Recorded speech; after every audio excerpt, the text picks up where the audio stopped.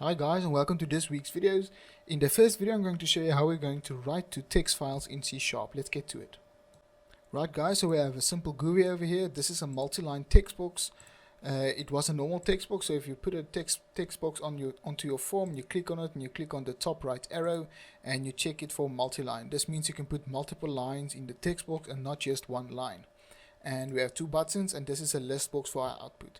So how this is going to work is I'm going to show you in this video, the first video, I'm going to show you how we're going to write and create text files, and in the second video I'm going to show you how we're going to read from the file we've just created and display the output in the list box. Okay, so I'm going to use the multi-line text box as input with the right button. So let's get to it. First thing to remember when working with text files, you are writing output. So we need to import a library here at the top, and the library's name is system.io. Okay, it stands for input and output. So first thing we need to do, or let me explain something to you first. When working with text files or any file that you create inside C# and you write it, or you create something new on your desktop or another path you can specify, there's always 3 steps you need to do. The first one, you need to open it. Thirdly, you need to process it, and mixing up my numbers. Firstly, you need to open it. Secondly, you need to process it, and thirdly, you need to close it. Always open, process, and close. Okay, so I'm going to show you in the comments how that's going to work. So let's get started. First, we need a stream writer, because we are writing text or binary or whatever to a file. So we need a stream writer. We need to make an object of the stream writer class, stream writer, and let's call this output file, and I'm just going to initialize it like this for now. So next thing we need to do, we need to assign the output file to a text file. So we need to say output file equals file. What do we want to do? We want to create a text, and you can see all the not overloaded methods. You can see all the methods that the file class gives you. You can create a text, you can write all, read all, delete, anything that you want to do. So we are going to create a text file, and you can see it needs a string path. So this can be a path to any file that you want. And the default path is going to be in your debug folder. If I'm going to show you that later in the video. So for now, the path, we're not going to input any strings, we're just going to give it a name. So we want our text box name to be output. And remember the file extension txt for text file. Okay, so now we have created our output file. But now, what do we want to do? We want to write to the file. So I'm not going to receive input from the text box now. I'm going to show you without input. We say output file dot write line, and then the string that you want to write. Okay, so we're going to do this 3 times. Copy and paste. Each time you want to write a new line to the text file, you're going to write line. You're going to use the method write line. So we want to say 1, 2, and 3. And okay, so what was this? This was your open, and we're going to do our processing over here. And what do we do now? We need to close it. Every time you open something, you need to close it. So you say output file dot close, and we have our close step. And this is the basic format or the formula you're going to use when you're writing to text files. And let's just put a message box here to say that it has successfully written out text box. Success. Okay, so let's start. Remember, I'm not receiving any input from the text box right now. I'm just going to write, and we have a success message. Now, where is our file that we have created? Let's go and look. This is my repo folder for my Windows Form application, Windows Form App 3. So we click on it, we see, okay, it's not here. Let's go to our bin folder, not here, debug. There's our output text file. Okay, let's open it.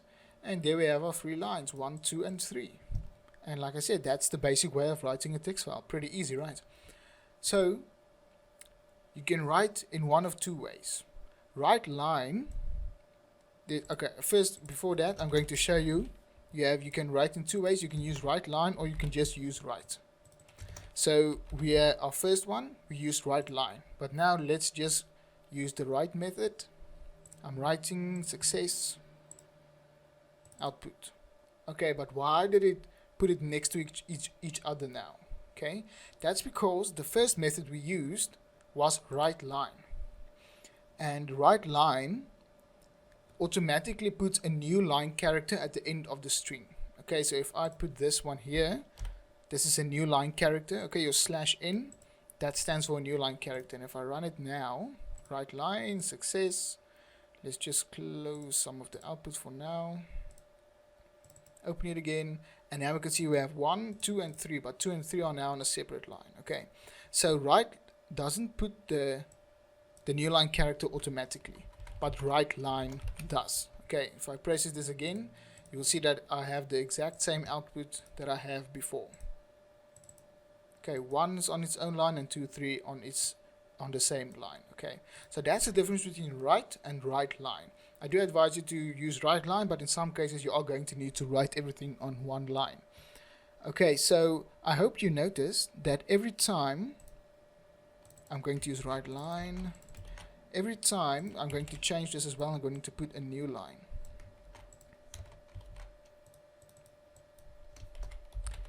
Did you notice that every time we have written the text file, it doesn't append, it creates a new one. Okay, 1, 2, 3, 4, and you can see the date modified, 1433, 1433. Okay, so this does not append the text file. What this class does, the output file create text, it checks to see if there is a file called output text. If there is, overwrite it. If it's not, create it. Okay, so if it doesn't exist, it creates a text file, but if it does exist, it rewrites it. Okay, but now what if I want to append my text file? Okay, I only want to create it once, and from there I want to append it each time I'm calling the write line method. Okay, so how we're going to do that? Very easy. I just change this create text to open text. Okay, because I know my output.txt is already there. Okay. No, sorry, not open text. This will be append text. Sorry, we are writing, we are not reading. Sorry about that. We need to use append text. It's just in the name. Okay, so the first one we used, I'm just going to comment that lines in. The first one we used was create text. So what did the first line do? It created a text. If output.txt exists, it's overwritten it. If it doesn't, it just created a new file. But what is append text going to do? Let's take a look at our output file. Just close the old ones. Okay, we only have 1, 2, 3, and 4. But now, when I'm going to write again, we have success. Output, you can see it has appended my text file with the other lines. So that is the difference between create text and append text. So I'm going to use create text for the rest of the video. And I'm not going, okay, let's comment it out. I'm not going to call each line apart. I'm going to reference my text file,